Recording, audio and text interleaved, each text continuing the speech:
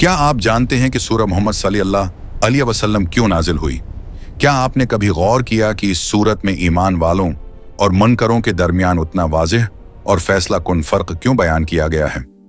ये सूरत हमें सिर्फ ये बताने नहीं आई कि हक क्या है, बल्कि ये सूरत हमें ये याद दिलाने आई है कि हक के साथ खड़ा होना ही असल इम्तिहान है।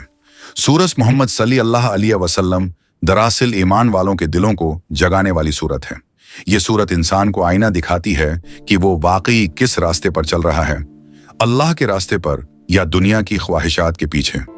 इसमें अल्लाह ताली ने साफ अल्फाज में बता दिया है कि कौन से अमाल कबूल होंगे और कौन से ज़ाया कर दिए जाएंगे।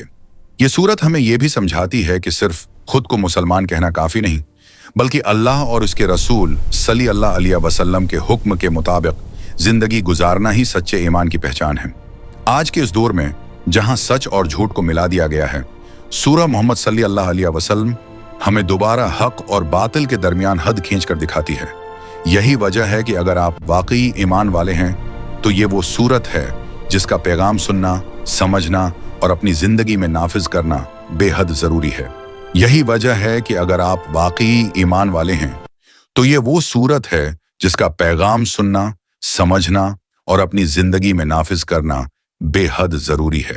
सूरह मोहम्मद सल्लल्लाहु अलैहि वसल्लम का आगाज ही एक जबरदस्त ऐलान से होता है।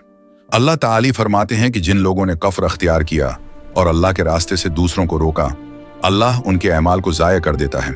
यानी बज़ाहिर वो कितने ही बड़े काम क्यों ना कर लें, अगर नीयत और बुनियाद ईमान पर नहीं तो वो सब बेकार हैं।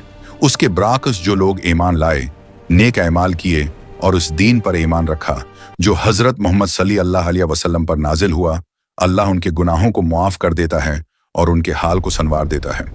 यहाँ अल्लाह ताली हमें बताते हैं कि असल कामयाबी ईमान और अमल साले के साथ जड़ी हुई है। ये फर्क हमें ये सोचने पर मजबूर करता है कि हम खुद किस सफ में खड़े हैं। क्या हमारे एमाल ईमान की गवाही देते हैं या हम सिर्फ दावे तक महदूद हैं? इस सूरत में एक निहायत अहम सवाल उठाया गया है। क्या ये लोग कुरान में गौर नहीं करते या उनके दिलों पर ताले लगे हुए हैं?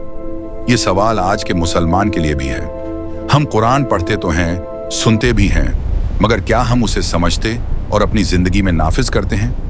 कुरान से हकीकी ताल्लुक वो है जो इंसान को बदल दे, उसकी सोच, उसके फैसले और उसके अमाल को दुरुस्त समझ दे।